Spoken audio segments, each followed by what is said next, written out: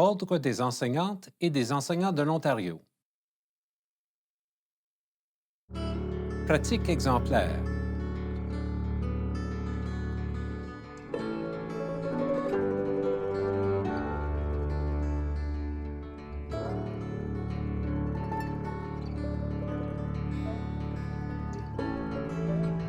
Dès l'âge de 16 ans, je savais que je désirais être enseignante et je voulais avoir l'expérience de travailler avec des enfants.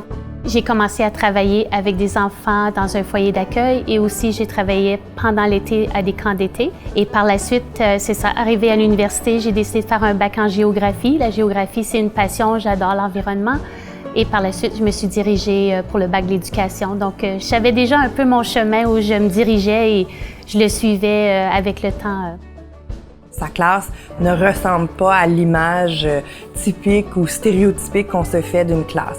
C'est-à-dire qu'il n'y a pas les petits bancs tout en rangée, tout en quadrilatère bien organisé. Sa classe est éclatée et j'aime beaucoup parce que ça respecte un peu l'univers d'exploration d'un enfant. Un enfant explore pas de façon très droite et linéaire. Un enfant explore par les textures, les couleurs.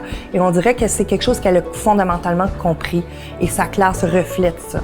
À la première journée d'école, j'étais très contente qu'elle était dans la classe de Mme Chantal parce que je savais que ma fille allait avoir accès à un professeur qui était très créatif, qui était novatrice dans ses approches.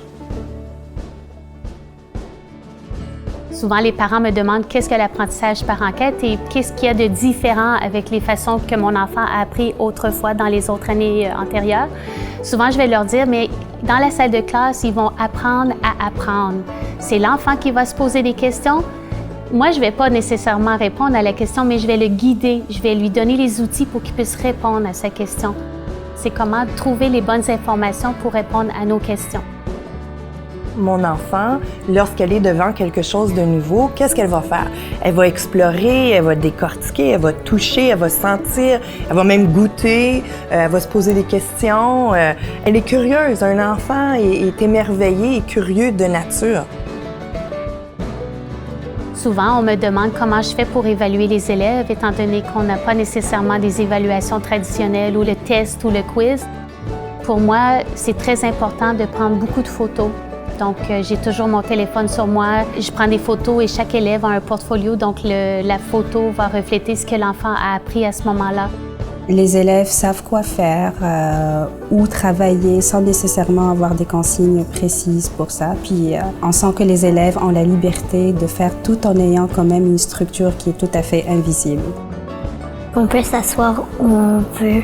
Je peux m'asseour avec Naomi, des fois Edith, des fois quelqu'un d'autre. Des fois, on peut aller chercher des réponses.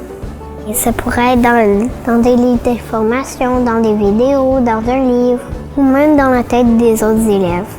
Des fois, comme je pose une question, un autre ami a une réponse, puis j'aime ça me faire répondre à mes questions. C'est plus l'enseignement où on a des pupitres en rangée, puis l'élève est assis, puis on reçoit l'information. C'est une approche où l'enseignant est co-apprenant, où il apprend avec les élèves, il est prêt à s'aventurer avec les élèves, mais tout en sachant où est-ce qu'il veut amener aussi. Quand un élève quitte en juin, je désire vraiment que ces élèves deviennent des élèves chercheurs, des élèves curieux, qu'ils ont le goût de se poser encore des questions et de trouver des solutions. Je veux aussi que ce soit des élèves qui n'ont pas peur de faire l'erreur. Donc, j'espère vraiment que ce sont des outils qu'ils vont pouvoir utiliser toute leur vie.